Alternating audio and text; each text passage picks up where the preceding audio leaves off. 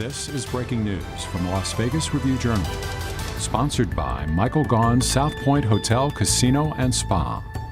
Is that correct? That is correct, Your Honor. Correct. Your Honor, before we begin, may I inquire that I forwarded some letters of support to you yesterday via your law clerk. I did receive one additional from Mr. Collins' mother beyond that time frame of getting them to you, and hopefully you were able to get that this morning. I did receive all of those yesterday, and I can look in my email to see if that letter from this morning was presented, so give me a moment to locate that. Yes, Your Honor. And yes, I do have it. Very well. Thank you.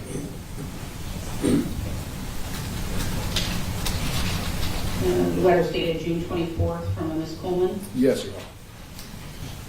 I have that. All right, any other legal issues that need to be addressed before you proceed? No, Your Honor. None from the state. Okay.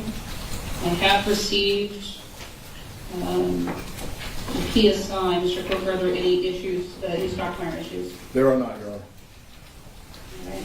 State, do you have victim speakers today? I do not. All right, then we will proceed with sentencing. Mr. Collins, please state your full legal name for the record. Zaon Collins. Mr. Collins, by virtue of your plea of guilt, I hereby adjudge you guilty of one count of reckless driving. You were previously adjudicated in the misdemeanor vehicular manslaughter charge and are currently serving a sentence as to that count. We'll now proceed as to the sentencing on count one. State. Your Honor, the state has agreed not to oppose probation in this case. All right, and the factors with regards to the negotiation, counsel? No, Your Honor. Now, I want you to present the factors that led to this negotiation Oh. on behalf of the state. My apologies, Your Honor. Your Honor, at the time of the negotiation, the state was faced with some significant issues in this case. First and foremost was the issue of the fact that the original charge of felony driving under the influence resulting in death was the grand jury saw fit not to indict on that. We were attempting to proceed to the Justice Court through a preliminary hearing on that charge. However, it was up in the air as to whether the Supreme Court would ultimately allow for that to proceed, considering the no bill on the charge previously. Additionally, the state had concerns over the change in the DUI marijuana statute that took place very shortly after this incident. Additionally, we received input from the victim's family, which was generally supportive of the disposition in the case before Your Honor today. Right. Any requests by the state as to any terms of that probation that you have stipulated to? No, Your Honor, other than what is standard. All right. Thank you for that. Mr. Collins, you have an opportunity to address the court. You're not required to do so, but now's the time if you wish to be heard. Regardless of whether you make a statement, your attorney will be able to speak on your behalf. Is there anything you'd like to say, Mr. Collins? Hello, Your Honor. I'd like to start off by sending my sincerest apology to the family that was involved and impacted from this accident. I understand I hurt many people with the role of my accident by recklessly driving, and I'm truly sorry. It's something I have to live with the rest of my life also. Since the accident, I've really matured and grown as a young man. I made a smarter decision and realized that I took a lot of things for granted, and I also realized how fast a life can change due to careless mistakes. One day, I hope to tell my story to the youth and teens and maybe even start my own program teaching kids how to make smarter decisions on the road so that they don't make the same mistake as I did. Your Honor, I'm here today to ask you to please grant me my probation. I've never been a troublemaker, and I plan on keeping it that way for good. And I promise to stay out of trouble like I have, and I'm ready to start moving forward with everything. And lastly, I want to give another apology to the family. I'm truly sorry, and I keep your family in my prayers daily. I hope you can forgive me one day. Thank you, Your Honor. Thank you, Mr. Collins. Mr. Coker? Thank you, Your Honor. Your Honor, I know that this case came before you, and initially you had some questions regarding the resolution, which Mr. Baumann put on at the time of the negotiation in this matter, and as again stated before the court today. Two things. One, legally, yes, there were some hurdles in this case that resulted in the negotiations being presented to the court as they are. Number two, in putting the legal concerns aside, and I'm always at a loss sometimes for words in cases like this one, because these are the hardest of the cases that I, as a defense attorney, need to stand here. The prosecutor has to stand here. I know that you have to render a decision on them. They're extremely difficult. It's a case with the most dire of consequences, but the factors that led up to those dire consequences, I believe sometimes need some fleshing out and some understanding. I don't want to make excuses, however, I do want to address the court with regard to mitigation. Mr. Collins is standing before the court today as a young man who made some very, very poor decisions. If we look at the PSI and we look at his prior criminal history, it zeroes across the board. He does have one prior traffic matter. He's a young man who is excelling in school at the time. He is far and above most of the individuals standing to my right at this point in time. He has support from his family, who's present in court today. He has support from the letters that were given to you. He's in a position where he will, once he puts this behind him, will excel in his education. And the key factor I heard him say this morning is his desire to start talking to youth within his own age and making decisions which don't jeopardize the community. Zaon is a young man who I met at the tail end of this case. There was significant work done prior to my involvement with him. But for the limited time that I've known Zaon, I've seen him to truly be the individual that he has presented himself to you today as a very responsible young man who made a bad decision. The consequences are, as I said, the most desirable, which makes this difficult. I think what's helped him the best, and I don't think we saw it at the time, but what's helped him the best was the stipulated sentence on the vehicular manslaughter. What's happened is we've had the judicial system given the opportunity to show Zaon not only this isn't just a slap on the wrist, but he has been serving time. He's seen what the consequences truly are and could be. And I think he's not only benefited from that, but also, as he said, he's intending on taking this back into his community. The letters that we provide to the court, he has an opportunity to go back to school and work his way back up with his education and hopefully a sports career. He's a very talented, very well educated, and very moral young man. I have absolutely zero doubt that he, as a result of this incident, is going to go forward in his life and affect the lives of others in an extremely positive way. He still has some time to do to finish out the sentence on his misdemeanor. I know normally I've been before judges who would want to give a term of incarceration as a condition of probation. I believe that's already been achieved here. He's doing his time. The guards where he are, the COs, they have a very high esteem of him. I've actually heard from two of the COs where he is about just what an exemplary young man he is. And that's why I want to start off here saying what a difficult position this is, because on the one hand, we have the ultimate consequence. On the other hand, we have the ultimate chance to turn this around and benefit not only Mr. Collins, but others of his age. I'm going to ask that the court follow the recommendation by both parties and approved by the victim's spouse in this case, Judge, and grant him a term of probation.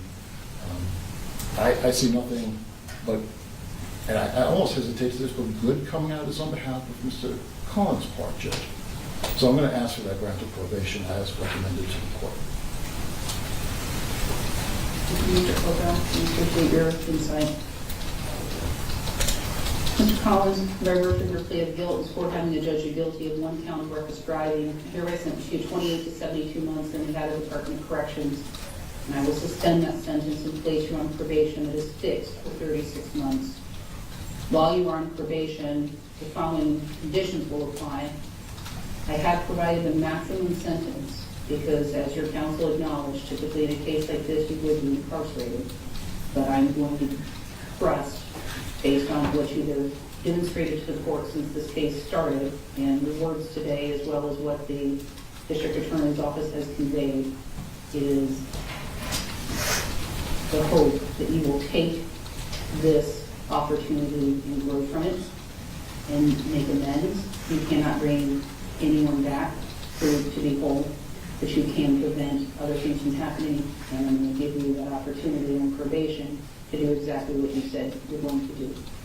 So on probation, you will have to do 100 hours of community service, and I hope that you will do that in something that deals with drunk driving, reckless driving, anything along those lines that would help other youth avoid the same fate.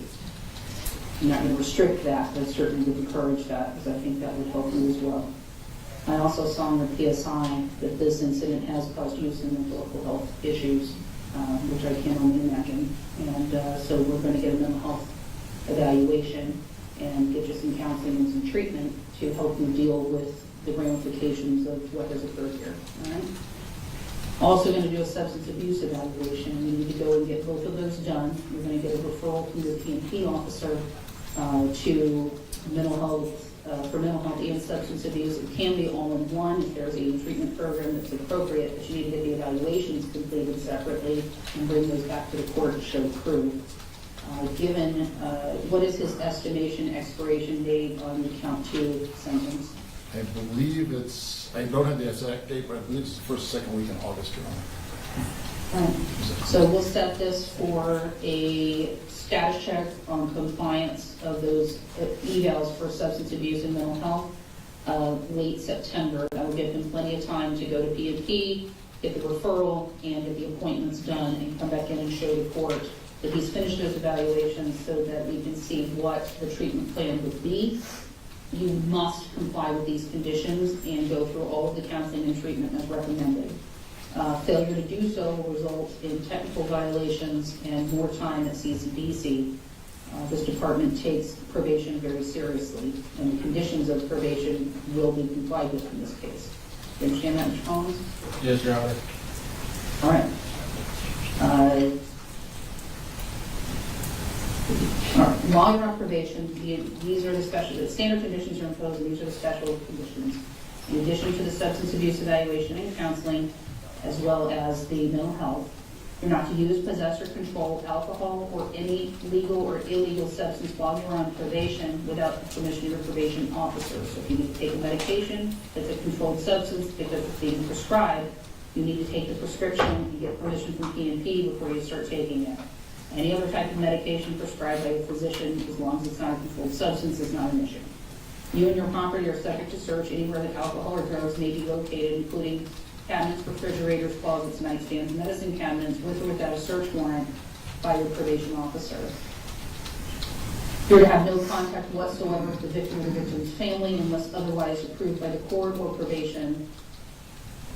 You and your digital storage media are subject to search. What that means is you must provide your digital storage media that you have access to or use, including computers, handheld communication devices, and any network applications associated with those devices, including social media and remote storage services, to a search. You shall provide all passwords, unlock codes, and account information associated with those items with without a search warrant by the Division of Parole and Probation or agent. Get your cell phone, laptop, iPad, any electronic device you have. You need to give your password to your probation officer. They want to inspect it because you want to make sure that you're living soberly and you're not communicating with anyone trying to obtain illegal substances.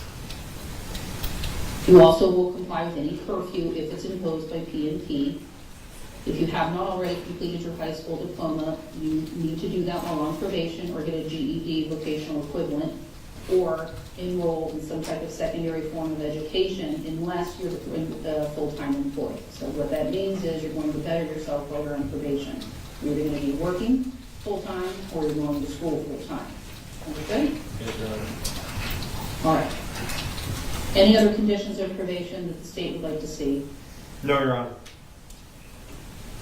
I also understand that there had been a stipulation for restitution. However, I did not see in the PSI that restitution was calculated. State, what is your position on the restitution? Your Honor, I have no further information on that at this point. I just submitted. My understanding is there is an ongoing civil suit. That is correct, Your Honor. And the civil suit will resolve any of the outstanding claims of the victim for restitution? I believe so, Your Honor, yes. Mr. Coca? It's my understanding as well, Your Honor. All right. Based on that, then the court will not impose restitution in this case. There will be a $25 administrative assessment fee, $3 DNA administrative assessment fee, $150 DNA fee and there will be a fine. The court is required to impose a fine in this case, and I'm going to impose a fine of $3,500, all of which is to be paid during probation. Upon the expiration of your CCDC sentence on count 2, you will be released from custody as estimated sometime in early August. You will have 48 hours to report to PNP, or 2 business days to report to PNP if you're let go on a Friday. In order to start your probation, Mr. Collins, you need to promptly appear. Failure to report timely, failure to get your mental health evaluation done, and failure to do the substance abuse evaluation will result in being incarcerated. You understand that? Yes, Your Honor. All right, we'll see you back here then late September. Madam Clerk, with the date. Status check's going to be September 28th at 9 a.m. Thank you, Your Honor. Thank you, Your Honor. Good luck to you, Mr. Collins.